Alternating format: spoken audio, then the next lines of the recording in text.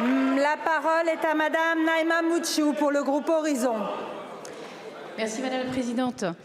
Monsieur le ministre délégué à la Santé, Josiane Deruel, 66 ans, est décédée le 8 février à l'hôpital Simone-Veil d'Aubonne après 10 heures d'attente aux urgences.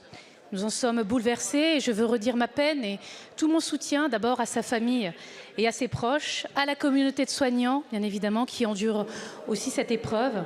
Je ne suis pas là pour pointer la responsabilité de tel ou tel, je suis là pour alerter, je suis là pour vous dire que ce qui s'est passé est grave. C'est le symptôme d'un système de santé dont nous savons qu'il est mal en point, tant il peine à garantir le droit de chacun d'accéder aux soins. C'est cette situation qui doit nous appeler à une action déterminée. Une action contre la suradministration d'abord. Les soignants, en dépit de leur dévouement, passent trop de temps à des tâches administratives au détriment du temps qui est consacré aux patients. Certains d'entre eux travaillent toujours plus, jusqu'à 100 heures par semaine, parfois enchaînant des gardes de 24 heures. Évidemment, ce n'est pas acceptable. Action pour décupler le nombre de médecins en formation. Le numerus clausus, nous le savons, n'a pas totalement disparu. Le nombre d'étudiants n'a augmenté que de 15%. Ce n'est pas suffisant face aux besoins. Des solutions existent bien sûr et heureusement, certaines ont été mises en œuvre, d'autres pourraient encore prospérer. Plus de prévention par exemple avec des centres régionaux dédiés. La généralisation des services d'accès aux soins pour mieux coordonner l'hôpital et la médecine de ville. Un système informatique unifié, simple et sécurisé pour les hôpitaux. Une direction bicéphale qui permettrait de combiner l'expertise médicale et administrative. Enfin, le doublement du nombre d'étudiants, comme en Angleterre, pour lutter contre les déserts médicaux et comme certains de mes collègues ici le défendent.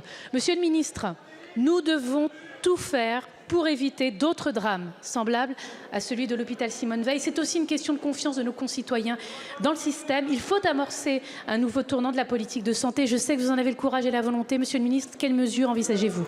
Je vous remercie, Madame la Vice-présidente. La parole est à Monsieur Frédéric Valletoux, ministre en charge de la Santé et de la Prévention. Merci, Madame la Présidente, Mesdames et Messieurs les députés, Madame la Présidente Naïma Moutchou.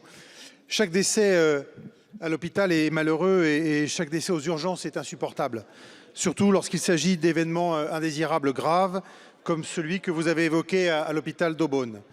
J'ai une pensée bien sûr pour les familles, pour la famille de la personne, pour les familles dont les proches connaissent ce type d'événement, de drame. J'ai aussi une pensée pour les soignants pour lesquels à chaque fois, évidemment, ces incidents ne sont jamais neutres. J'ai une pensée aussi pour ce service qui a connu cette nuit même un nouveau décès avec le suicide d'un patient dans son service, une personne qui avait été justement hospitalisée pour une première tentative de suicide et qui a fini par mettre fin à ses jours dans les locaux de l'hôpital d'Aubonne. C'est tous les jours, évidemment, avec plus de 20 millions de passages aux urgences chaque année.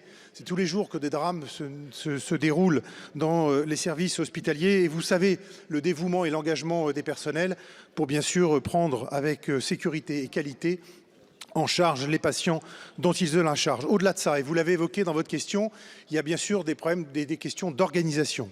Vous savez que le gouvernement, depuis plusieurs mois, a essayé de faire bouger les lignes, notamment en revalorisant les heures de nuit et permettant effectivement de rendre plus attractives les gardes pour de nouveaux agents et pour permettre effectivement de pouvoir employer là où il manque des soignants dans les services d'urgence.